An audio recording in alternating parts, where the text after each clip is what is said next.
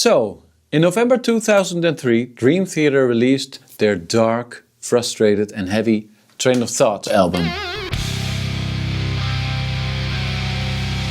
And this was during a time where Dream Theater was experimenting a lot and every album was pretty different.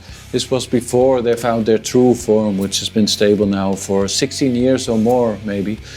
And if you ever saw a making of video of that time, you know they had the infamous Inspiration Corner, which was a couple of CDs they would draw inspiration from for the sounds and the production. And this was not to every fan's liking. It started with Metallica and Pantera.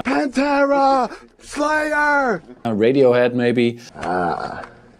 My personal favorite.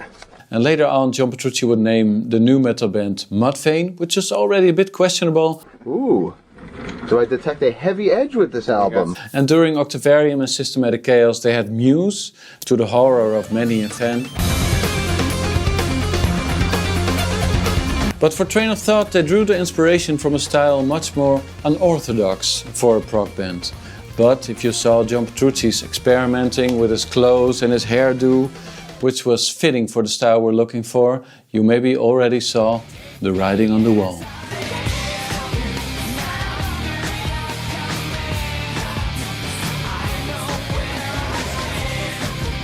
Also in November 2003, Britney Spears released her long-awaited follow-up album In The Zone. And also her best, biggest, most expensive hit single yet, Toxic. And I was gonna try and be funny here and say that Dream Theater borrowed chord progressions from this song. But I thought Toxic was released way earlier. It turns out it was released almost on the same day as Train of Thought.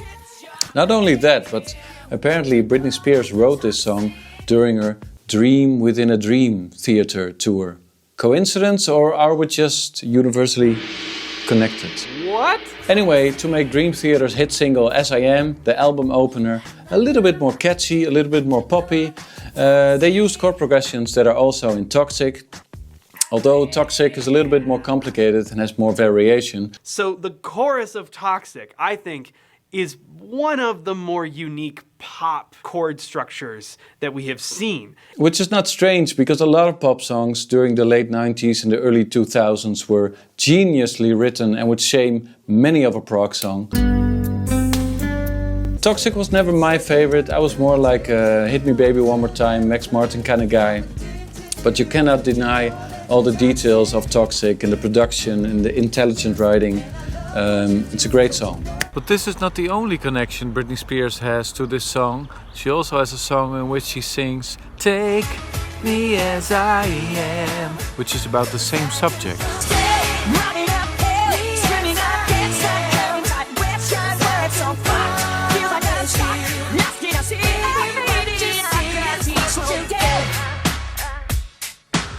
So I didn't come up with this mashup. This was founded on the forums I mentioned earlier. But today I wanted to make my own version of it and take it a little bit further. I took some isolated vocals so I could play my own riffs over it.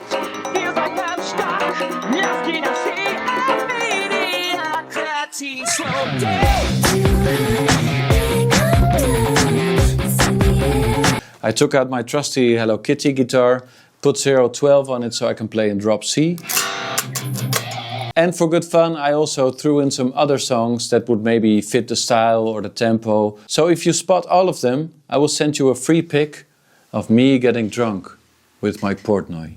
Take me as I am.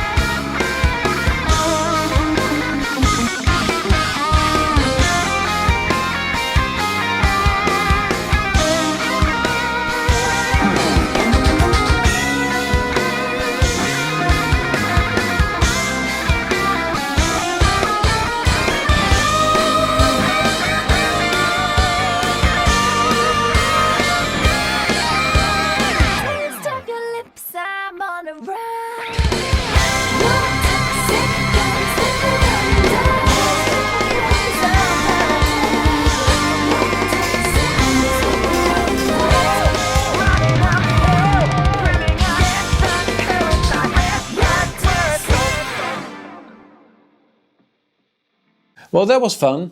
Since I've been posting on YouTube and Facebook, people have been asking about my gear or how do I get the tone. Today it's very simple. I took out my trusty HelloKitty Strat, which I've had for 18 years since the day it was released. It's all stock, no modifications, don't fool around with it, don't put EMGs in it, it won't make it better. I put a little toxic twist on it, but that's it. 0-12 strings. I also use this newly acquired €300 Ibanez bass. And of course this beautiful €250 De-Armand hollow body, which used to be my girlfriend's back in the day when she was a rock star.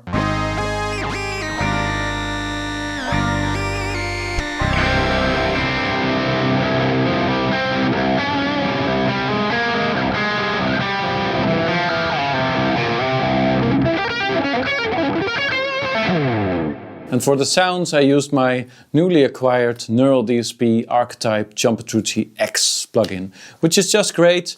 I don't do anything special with it, I just pick a preset that sounds similar to what I'm looking for, and I turn off all the gimmicky features like the transpose function or the doubler, and I turn down the reverb, turn down the delay, turn down the gain, turn off the compression, and that's basically it. I think maybe I tweak the post EQ if the preset hurts my ears.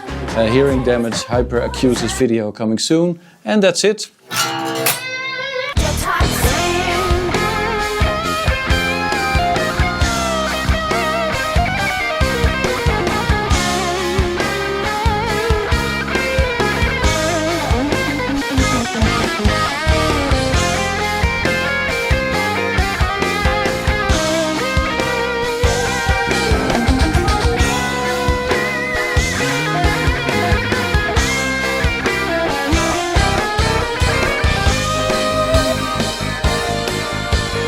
So I lied. The rhythm tracks, the high gain rhythm tracks, I recorded using Bias Amp 2, which I've had for years now. I recorded those first when I demoed this mashup, and I wanted to change it to the John Petrucci Archetype plugin, but I got scared that it would maybe change the sound. And I love what you do, don't you know that you're toxic? Don't you know that you're toxic?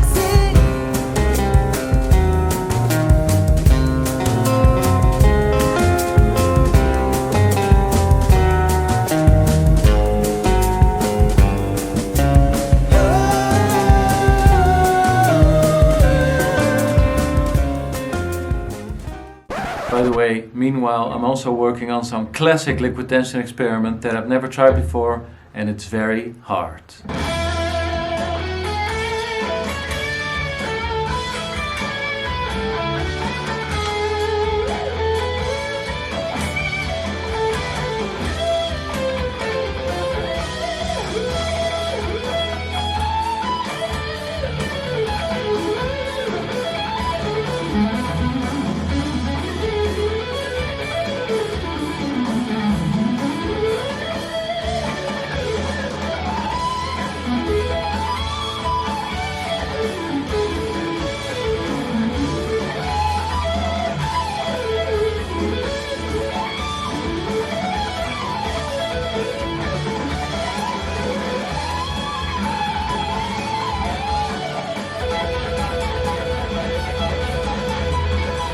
By the way, I got a great tip from a great YouTube channel called Shameless of a Google Chrome extension called No YouTube Shorts.